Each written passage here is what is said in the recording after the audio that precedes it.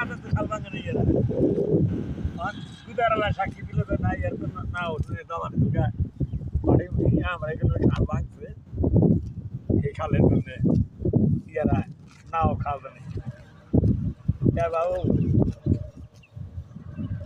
তাহলে টাঙ্গাইল সদর আর কালিহাতির যে নির্বাচনটা আপাতত মানে ব্যাগ কথাই তো ভিডিওর মধ্যে ভাঙ্গিয়া কোন যায় না কোনটা হবো না হবো ব্যাগ খাইতে কোন যায় না কিন্তু ব্যাগের এই সান্ত্বনা দিয়ে মোটামুটি ৩৩-৯০ এই জরিপ টাকা ঠিক আছে না? ঠিক আছে কারণ টাঙ্গাইলে মনে করেন যে আপনার বিএনপির ভোট বেশি ৬০%, জামাতের হলো ৩০%, কিন্তু ৬০% যে দুইটা ভাগ হইতেছে এটা কি আপনি একমত কথা নাই? না কারণ ৬০% ভোট এখন দুইটা প্রার্থী, জামাতের প্রার্থী একটাই, তাহলে জামাতের ফেলাই দেওয়ার মতো।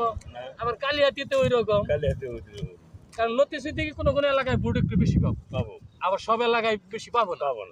আবার কোনো কোনো এলাকায় বিএনপি আবার বেশি পাবো, আবার জামাতের ভোট তো প্রত্যেকটা ঘরে ঘরে।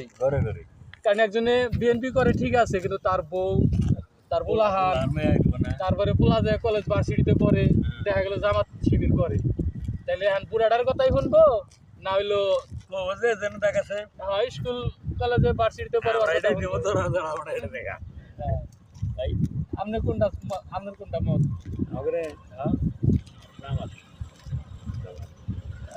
শেষ বয়সে এখন মনে করেন যে বেকারি তো দেখলাম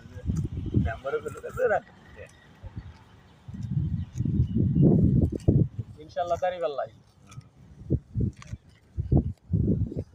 আমরা আসি না পাকার মতো পাকার পাখির পোকার পজিশন নাই, পজিশন থাকলে ইসলামিক দল হইলে দেওয়া হবে।